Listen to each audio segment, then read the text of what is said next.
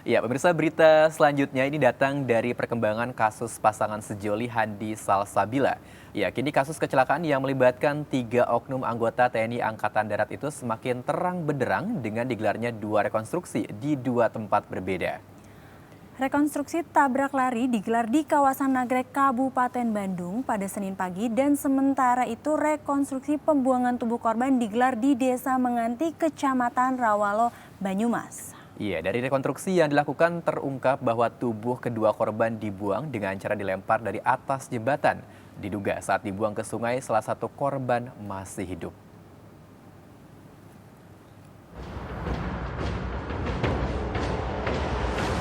Senin pagi, Puspom TNI AD menggelar rekonstruksi kasus tabrak lari sejoli Handi Salsabila di lokasi kecelakaan di kawasan Nagrek, Kabupaten Bandung. Bersama dengan seorang saksi kunci, ketiga tersangka yaitu Kolonel P, Kopda A, dan Kopda D dihadirkan dalam rekonstruksi ini. Ketiganya memperagakan detik-detik tabrakan hingga korban dibawa pergi. Reka adegan tersebut berlangsung cepat, sekitar 10 menit.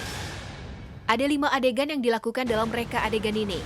Adegan pertama, korban tertabrak. Korban Salsa berada di kolong mobil, korban Handi di samping mobil, dan 2 pelaku turun dari mobil. Lalu di adegan kedua, korban Handi diangkat ke pinggir jalan. Adegan ketiga, korban Salsabila ditarik dari kolong mobil, diletakkan di samping korban Handi oleh 2 tersangka. Lalu korban Salsabila dimasukkan ke dalam mobil lewat pintu tengah.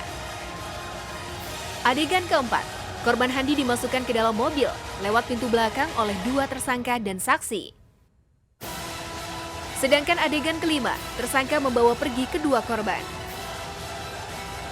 Rekonstruksi tabrak lari yang disaksikan oleh warga sekitar ini dilakukan dengan pengawalan ketat oleh puluhan anggota polisi militer.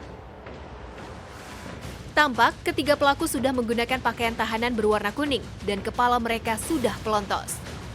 Ibu korban Salsabila yang turut hadir mengaku lega setelah bisa melihat langsung sosok pelaku yang menabrak anaknya. Ia berharap pelaku dihukum dengan setimpal. Kasihan ya, wajahnya udah gitu. Iya. Tapi enggak ya, udah ketangkap. Harapan hukumannya ya setimpal aja sama undang-undang sesuai. Usai menggelar rekonstruksi di Nagrek, Puspom TNI AD langsung bergerak ke Banyumas untuk menggelar rekonstruksi pembuangan tubuh korban. Rekonstruksi dilakukan di jembatan Desa Menganti, Kecamatan Rawalo, Banyumas. Di lokasi inilah, ketiga tersangka membuang tubuh korban Handi dan Salsabila. Berdasarkan bukti forensik, saat dibuang ke Sungai Serayu, tubuh korban Salsabila sudah tak bernyawa. Namun, korban Handi diduga masih hidup. Dari reka adegan diketahui bahwa mobil pelaku sempat melaju ke arah Cilacap, namun kemudian berbalik. Saat sampai di jembatan Kalitajum di Desa Menganti, pelaku kemudian mengeluarkan tubuh korban dari mobil, lalu membuangnya dengan cara melempar dari atas jembatan. Kalitajum ini adalah anak Sungai Serayu. Itulah kenapa kedua jasad korban kemudian ditemukan di Sungai Serayu.